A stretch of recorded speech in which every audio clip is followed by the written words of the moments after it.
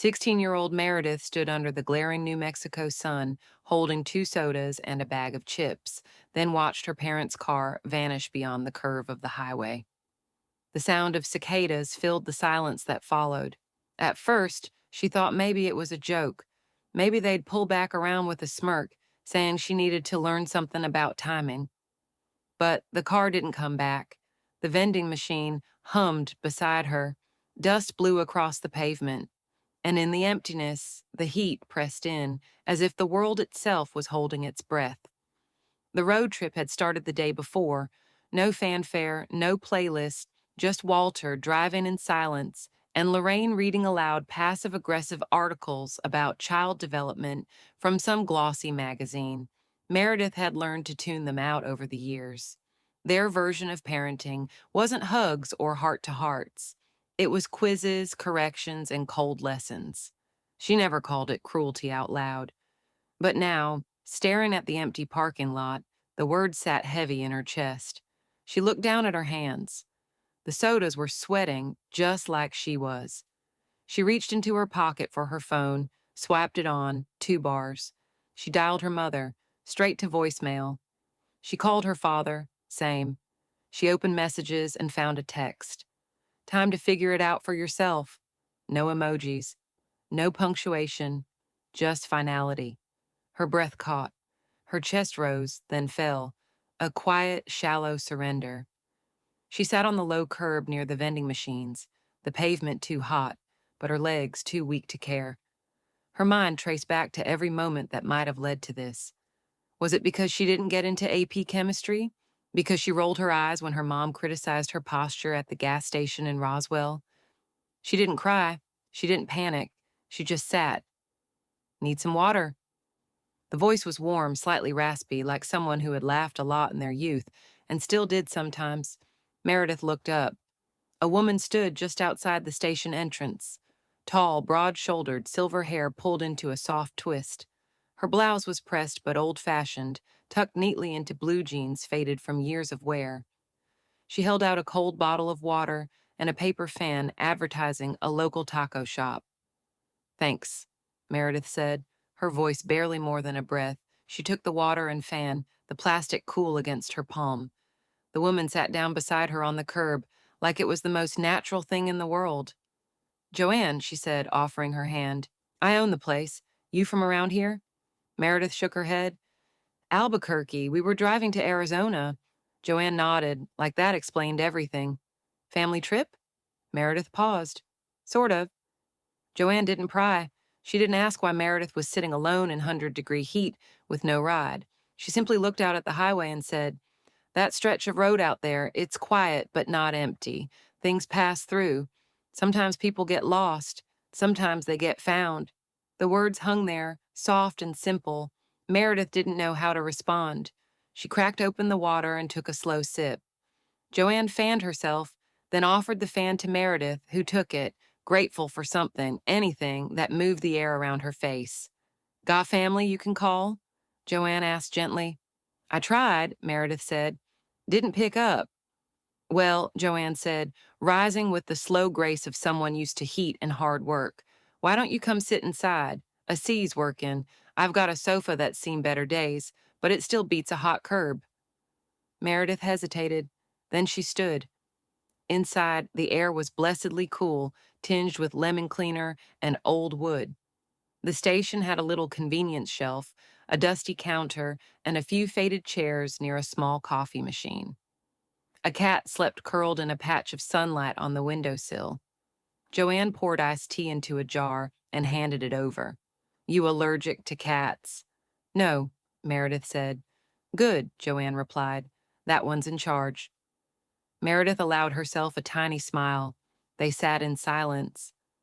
The station clock ticked. Outside, the sun crept lower in the sky. Meredith checked her phone. Still no new messages, no change in signal. She reached into her pocket and pulled out a crumpled receipt. On the back, she wrote a list. Find ride, call Aunt Rachel, don't cry. She folded it back into her pocket like a secret. Joanne refilled her tea without asking. At one point, she slipped a granola bar beside the jar. No lecture, no pity, just presence. You look like someone used to figuring things out on your own, Joanne said, not unkindly. Meredith met her eyes. I don't think I ever had another option. Outside, a pickup truck rumbled by, then disappeared into the dusk. The horizon shimmered with heat and mirage. Where are you headed now? Joanne asked again, her voice softer, more pointed. Meredith didn't answer right away. Her gaze lingered on the stretch of road outside the window. Endless, open, waiting. Joanne looked her in the eye and asked, Honey, where are you headed now? Meredith sat in the corner booth of Ella's diner, staring at her reflection in the napkin dispenser and wondering what a person did when they'd been made disposable. The chrome edges of the dispenser warped her features just enough to make her look like someone else, older maybe, or just someone who belonged in a different life. The hum of the ceiling fan, the clatter of silverware, and the slow shuffle of cowboy boots on linoleum created a rhythm that didn't care about her presence. She had never felt more invisible. Her plate sat untouched, scrambled eggs cooling beside a piece of toast that had lost its crunch. Across the diner, a waitress with red lipstick and a name tag that read Gladys leaned against the counter folding napkins. Occasionally, she glanced over, her brow creasing like she wanted to ask something but didn't want to seem nosy. Meredith's fingers tapped against the phone screen. One bar. She had called her Aunt Rachel 4 times, left 2 voicemails. No answer. She wasn't even sure the number was still good. It had been years since she last spoke to her. Rachel had been the only one in the family who'd ever asked if Meredith liked books or if she was warm enough in the winter. But she'd moved to Taos years ago after a falling out with Meredith's mother. Or maybe it was the other way around. Joanne had driven her into town just after sunset. Meredith hadn't asked her to. Joanne just said, You've got a long way to go and not enough shoes for walking. Before leaving her at the diner, she pressed an envelope into Meredith's hand. Don't look until I'm gone, she'd said. It's not much, but it's enough to remind you someone's rooting for you. Meredith hadn't opened it yet. She wasn't ready. Coffee? Gladys asked, finally approaching. Meredith nodded. Gladys poured with the kind of ease that comes from decades of refilling other people's cups. You waiting on someone? Meredith hesitated. Not anymore. Gladys didn't press. She just slid a tiny dish of creamers toward her and added, Pie's fresh if you've got the room. Meredith didn't, but she said yes anyway. A few minutes later, the bell over the door jingled. Joanne stepped in, nodding at Gladys like they'd known each other forever. She wore the same pressed blouse and jeans, but her hair was tied back with a navy ribbon now, and she carried a brown paper bag in one hand. Evening, Meredith, she said gently, sliding into the opposite side of the booth. You eat? Meredith shook her head. Joanne placed the bag on the table. Sandwich from home. Figured you might need something with actual flavor. She didn't linger, just set the food down and slipped a small folded sheet into Meredith's hand, a bus schedule printed on outdated paper, with a few routes circled in red ink. Couple buses head north before dawn, she said, standing again. If you don't catch one, there's another after lunch. You'll want the early one, not many folks on it.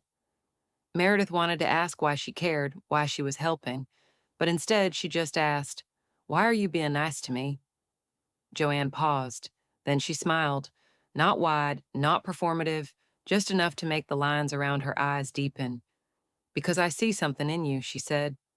And because someone once did the same for me. She left with that, a bell above the door, a breeze from the street, and she was gone. Meredith stared at the envelope again, then finally opened it. Inside, a $20 bill, a St. Christopher medal tied to a leather string, and a note written in looping cursive. You are not what they made you believe. Meredith folded it slowly. She swallowed hard, then pulled her plate toward her and took the first bite. The pie was cherry, tart and sweet and warm. The night pressed closer against the windows. A few trucks rumbled down the highway.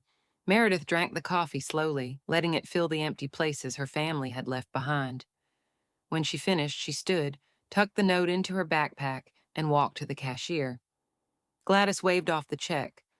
Your friend took care of it, she said with a wink, and said to tell you, don't forget the medal. Outside, the night air was cooler, with a breeze that lifted her hair off her shoulders. She walked down the block toward the bus station. It was small, really just a bench under a rusted tin awning, but it felt like something solid, something forward. Other than the man reading a paperback near the street lamp, the place was empty. Meredith sat, pulled her hoodie tighter around her, and waited. Eventually, the bus pulled in. The headlights swept across the sidewalk, bathing her in gold before dimming.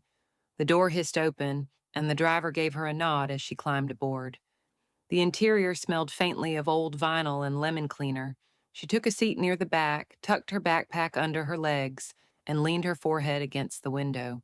As the engine groaned and the bus rolled forward, she reached into her pocket and pulled out the note again. She read it once more, as if trying to memorize every curve of the handwriting. Then, just before the lights of Espanola vanished behind them, she whispered, "I'm not going back." 20 years later, Meredith poured morning coffee for her regulars beneath shelves lined with poetry and pressed desert flowers. The scent of cinnamon rolls filled the air, mingling with the quiet hum of conversation and the rustle of newspaper pages. Light filtered through the front windows of juniper and sage, catching on the dust motes in the beams, casting a soft golden glow over the wood-paneled interior. The bookstore cafe had become something of a second home for half the town, and this morning was no exception. Meredith moved with practiced ease between tables, her dark gray apron dusted with flour at the corners, her hair pulled into a loose braid that still carried the faint lavender scent of her shampoo. She placed 2 cups of black coffee on a corner table without needing to ask. Edgar and Ruth always arrived just after 7, always took their coffee plain, and always debated crossword clues out loud like it was a performance for the rest of the cafe. At the counter, Jenny was arranging a display of newly arrived poetry books beside a handwritten sign that read, "Desert Reflections Staff Picks." She glanced up as Meredith returned behind the register. "You're early," Jenny said, smiling. Again, Meredith shrugged lightly. "The oven needed preheating, and I couldn't sleep." "Full moon?" Jenny teased. Meredith didn't answer. Instead, she reached beneath the counter and pulled out the morning paper, folded neatly beside her old ceramic mug. Tucked in her apron pocket, close to her side, was a pale blue handkerchief, edges frayed from years of washing, the initials JR stitched into one corner. She never worked a shift without it.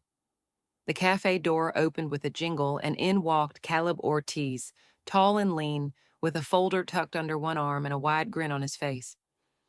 "Got something for you," he said as he approached the counter. "Another classroom project?" Meredith asked. Caleb nodded, pulling out several colorful illustrations, clearly drawn by middle school hands. One was of a cactus wearing sunglasses, another a bookshelf with tiny cartoon versions of Meredith and Jenny waving from between the spines. "They're for the cafe wall," Caleb said. "The kids insisted. Said you're their safe space ambassador. I'm not even sure what that means, but it sounds like a promotion." Meredith smiled and accepted the drawings. "Tell them I'm honored." As Caleb headed to his usual corner seat, Meredith pinned one of the drawings to the bulletin board near the back, right beneath an old Polaroid from the cafe's opening day. A younger Meredith, slightly unsure, standing beside Joanne, who beamed like a proud mother. "By the way," Caleb called, "Father's Day is this weekend. The kids are writing memory poems. You should do one too." Meredith paused, her hand still on the pen. She hadn't thought about Father's Day in years. Or, more accurately, she had tried not to. The bell above the door jingled again. A courier stepped in, looked around, and made his way toward the counter. "Delivery for Meredith Lane," he said. She blinked. "That's me." He handed over a small padded envelope and a digital tablet. She signed, thanked him, and set the envelope down on the counter. Jenny raised an eyebrow. "Expecting something?" Meredith shook her head, slowly. "No." She waited until the rush of morning customers had thinned before returning to her office in the back.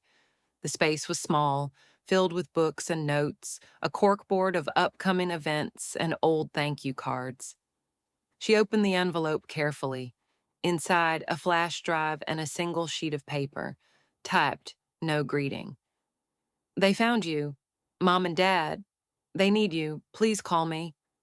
It was unsigned, but the words were familiar. She turned on her desktop, inserted the flash drive. It contained 3 audio files, all labeled with dates from the past week. The first began with static, then a voice she hadn't heard in decades. Abby, please pick up. Mom and Dad. They. Meredith closed the player before it finished. Only one person still called her Abby. She leaned back in her chair, the hum of the espresso machine in the next room blending with the buzz in her ears. Her hand reached toward the drawer where she kept the cafe's spare keys, and then stopped. She stared at the paper again. The words didn't sting so much as they unsettled her. They didn't belong here, in this space she had built, in this life she had chosen. Slowly, methodically, she walked back out to the front and picked up a sticky note from behind the register. She wrote a single word, Emily. She pinned it above her desk, just next to the weekly specials board. She deleted the message, but wrote Emily on a sticky note and pinned it above her desk. Meredith hadn't heard her father's voice in 2 decades, yet there it was, crackling through her voicemail, thick with old bitterness. She sat alone in her office at the back of Juniper and Sage, the morning sun painting long slats of gold across the wooden floor.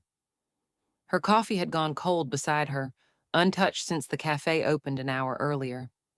The voicemail had come in at 3:17 a.m. She had only just worked up the nerve to press play. You think you're better than us now? Walter's voice slurred, heavy with something familiar and unwelcome. We made you. Everything you have is because of us. The message devolved quickly, descending into a string of half-formed accusations and stuttering venom. Meredith deleted it before it could finish, but the words hung in the air like smoke, difficult to wave away. She stood, restless, and walked to the front of the cafe, trying to shake off the chill crawling up her spine. Jenny was already arranging pastries in the glass case. Everything okay? Jenny asked gently. Meredith gave a faint smile. Just tired. Jenny hesitated. There's something I think you should see. She reached into her apron and handed Meredith her phone. Open on the screen was a Facebook post. Meredith's heart clenched before she even read the words. Our daughter abandoned us in our time of need. After all we sacrificed for her, she turned her back. We raised her to be strong. We didn't expect her to be heartless. Below it were dozens of comments, each one sharper than the last.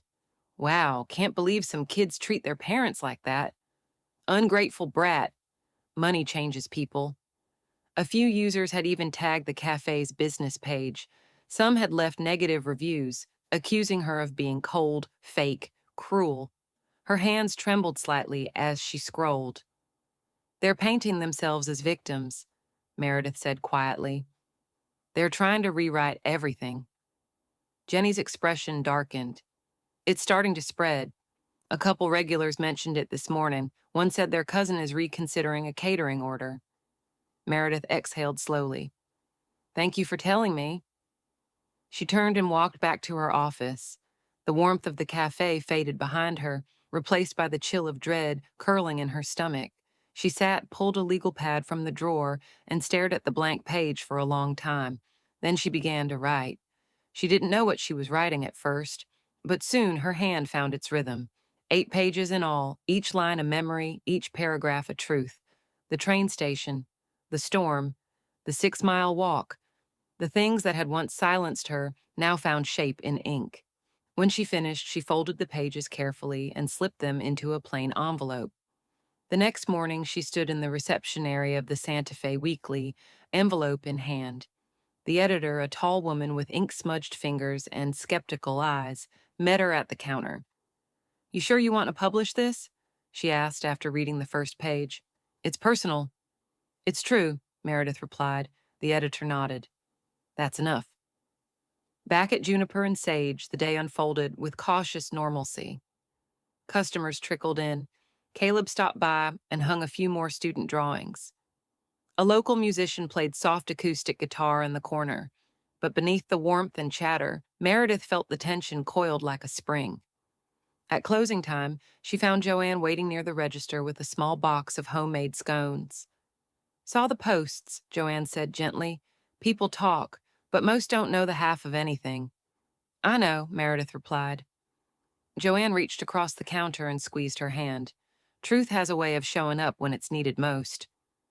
That night, Meredith sat by the front window, the cafe lights dimmed, and watched the sun sink behind the buildings across the street. She listened once more to her father's voicemail, not for pain, not for nostalgia, but for clarity. She pressed delete, then reached for the envelope she'd prepared. Tomorrow it would be published. Tomorrow the truth would no longer belong just to her. She folded her arms on the counter, resting her chin there for a moment, feeling the weight of the years, not just the bad ones, but the hard-fought, quiet ones that came after. Joanne looked her in the eye and asked, Honey, where are you headed now? Meredith didn't expect a response, let alone a front-page feature titled, The Girl at the Gas Station. She stood behind the counter of juniper and sage, one hand wrapped around a steaming mug of coffee, the other clutching the folded newspaper she had picked up from the rack just outside. Her own face stared back at her, an old photo Joanne had once taken on a Polaroid, now printed above the headline in grayscale. The story beneath it told everything: the abandonment, the years of silence, the unexpected return. Jenny stood beside her, reading over her shoulder. It's powerful, she said softly. I didn't know all of it. Most people didn't, Meredith replied. The cafe was quieter than usual that morning. No crossword debates, no students buried in laptops. Just a soft buzz of murmured conversations and the occasional hiss of the espresso machine. At first, the reactions came in trickles. A retired teacher, Mrs. Dempsey, lingered after buying a scone. She didn't say much, just placed her hand gently on Meredith's and whispered, Thank you for telling the truth. Then a local artist came by, buying 3 copies of the paper and leaving without a word. Later, he posted a watercolor sketch of Meredith at the cafe window with the caption, Strength doesn't always raise its voice. By lunchtime, the cafe was full, not with tourists or weekend readers, but with neighbors, people who had shared sidewalks and grocery aisles with Meredith for years, who now looked at her not with pity, but with a kind of quiet awe. Caleb came in during the afternoon rush, carrying a stack of small handmade booklets. Poetry night's full, he said. Word spread. People want to hear from you. Meredith hesitated. It was just one article. It was your voice, he said. And that matters. That night, the cafe transformed. Twinkling string lights wound through the ceiling beams. Folding chairs were set in rows. A makeshift stage stood near the fiction section, where the carpet had been cleared to make space. Caleb opened the night with a reading from one of his students, a girl named Rosa, who wrote about baking cookies with her grandmother and how love sometimes smelled like cinnamon. Then others followed. A war veteran spoke of healing. A nurse recited a piece about fatigue and hope. An elderly man read a poem written by his late wife, voice shaken, but eyes steady. Finally, Caleb stepped back on stage. We close tonight with someone you all know, Meredith Lane. A hush fell. Meredith walked slowly to the front, her hands only slightly trembling. She unfolded a single sheet of paper. I call this desert morning, she said. Her voice was calm, low, measured, not a performance, just a conversation carried over years. The poem wasn't dramatic.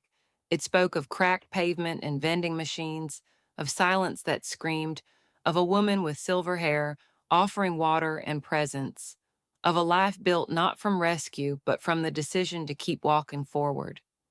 When she finished, there was no applause, only stillness. Then Joanne, seated in the back with her hands folded neatly in her lap, rose quietly and started clapping. One by one, the others joined in. Later, as Meredith cleaned up with Jenny and Caleb, a woman approached the counter. She wore a blue cardigan and a soft expression. I just wanted to say thank you, she said. You gave me courage. Meredith offered a quiet smile, unsure how to respond. She was still getting used to being seen. Just as she locked the front door for the night, a small envelope was pushed through the mail slot. Meredith bent to retrieve it. No return address, just her name in careful script. Inside was a receipt for a bulk book order, 100 copies of Desert Voices, a local poetry collection the cafe had helped publish the year before. Paid in full. A yellow sticky note was attached. For your shelves, from someone who remembers. She turned it over, nothing else. She walked back into the quiet cafe, the lights dim now, her footsteps echoing on the wooden floor. Joanne was waiting near the counter, a dish towel in one hand. They heard you, she said softly. Meredith nodded, then opened her hand. Resting in her palm was a check stub, donation to the legal defense fund Caleb had quietly started earlier that week. From you? Meredith asked. Joanne just raised an eyebrow. What makes you think that? Meredith smiled. Then a knock came at the front door. A courier stood outside, silhouetted by the street lamp. She stepped forward and unlocked it. Meredith Lane? He asked. She nodded. He handed her a thick envelope. She signed. He tipped his cap. And left. Back inside, Meredith broke the seal with steady fingers. She read the first line, then the next. Her stomach dropped. Her parents were suing her. The courtroom smelled faintly of old paper and polish, like a library that had forgotten how to be quiet. Meredith sat straight-backed at the long table, hands folded neatly in her lap, her fingers cool against one another. Across from her, Walter and Lorraine looked smaller than she remembered. Lorraine wore a cardigan too heavy for the New Mexico heat, her mouth pinched tight. Walter stared forward, his eyes glassy, his hands fidgeting, with a pen he hadn't used. The judge hadn't arrived yet. People shuffled in behind her, neighbors, former customers, a local journalist or two. Caleb was there, seated 2 rows behind, his arms crossed but his eyes kind. Joanne was beside him, wearing her Sunday blouse, the one with embroidered flowers along the collar. Meredith didn't look back at them, but she felt their presence like warmth behind glass. Her attorney, Marta, leaned toward her. We're going to be okay, she whispered. Meredith nodded. The door opened. A bailiff called the court to order. What followed was a tangle of legal jargon, accusations, and carefully worded pleas. Walter's voice, when he finally took the stand, was stripped of the venom it once carried. He sounded tired, beaten down, but still entitled. We raised her, he said. We fed her, clothed her, and now she has everything. We have nothing. Lorraine dabbed at her eyes with a tissue that remained suspiciously dry. We just want a relationship, that's all. She's punishing us. Meredith's stomach clenched, not at their words, but at how rehearsed they sounded, as if they'd practiced this version of history enough to believe it.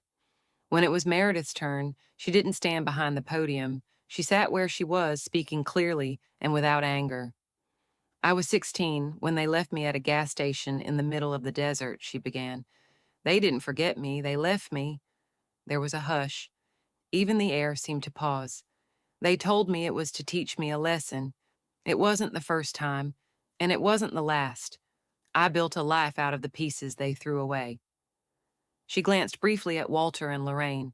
This lawsuit isn't about support, it's about control. When she finished, there was no response, just the sound of someone shifting in their seat behind her. The judge took several days to rule. During that time, life at the cafe carried on. Poetry night resumed. Caleb's students dropped off more drawings. Joanne brought fresh basil from her garden. Meredith kept her routine, but everything hummed with tension, like the air before a summer storm. Then the letter came. Case dismissed. No financial obligation found. Meredith read it twice, then again, not out of disbelief, but to feel the finality of it. She sat on the back steps of the cafe that evening, the city quieting around her. A soft breeze stirred the wind chimes Joanne had gifted her last Christmas. She didn't feel triumphant. She felt untethered. A shadow appeared on the steps. Joanne lowered herself beside her, a bottle of lemonade in hand. Well, Joanne said, that's that. I guess so, Meredith murmured. They sat in silence for a while, then Joanne added, you did more than win. You reclaimed your story. Meredith nodded. It still hurts. Of course it does, but now it's yours to tend, not theirs to rewrite. Meredith leaned back, her head resting against the wood of the doorframe. The next morning, she blocked their numbers, Walter's, Lorraine's, even Emily's, not out of cruelty, Out of necessity, she gave Caleb the check from the anonymous donor and told him to use it for books. When he asked if she wanted her name on the donation wall, she shook her head. Let it just be from the cafe. Later that week, Meredith stood in the center of juniper and sage during the late afternoon lull, looking at the bulletin board where a new note had appeared. You are not what they made you believe. J.R. She smiled. Then she picked up her phone and called Joanne. Dinner's on me, she said, and this time I'm driving. Mexican or Italian? Joanne asked. Mexican, Meredith replied. Extra margaritas. That night, after the cafe had closed, Meredith sat on the balcony of her apartment, a glass of cold lemonade in her hand. The desert sky stretched out above her, wide and forgiving. She didn't think about the lawsuit or the headlines or the past that had tried so hard to pull her back. She thought about cinnamon rolls, about handwritten notes, about kindness that had asked for nothing and given everything. She scrolled through her phone contacts and found one last name, Aunt Rachel. She hesitated, then tapped call. As it rang, Meredith smiled softly, not because she expected anything, but because finally she didn't need to. She had chosen herself, and this time, that was enough. Of all the turns her life had taken, Meredith never expected peace to arrive not with noise, but with quiet, through small kindnesses, handwritten notes, and the soft rustle of a cafe door closing behind someone who simply cared. Sometimes it isn't grand gestures that save us, but the people who see us when no one else does. Judgments can echo loudly, but truth, spoken with courage, has a way of clearing the air. Like light spilling from a kitchen window at dusk, one act of quiet compassion can illuminate the darkest corners of someone's path. If this story stirred something in you, consider offering a bit of that light to someone still finding their way.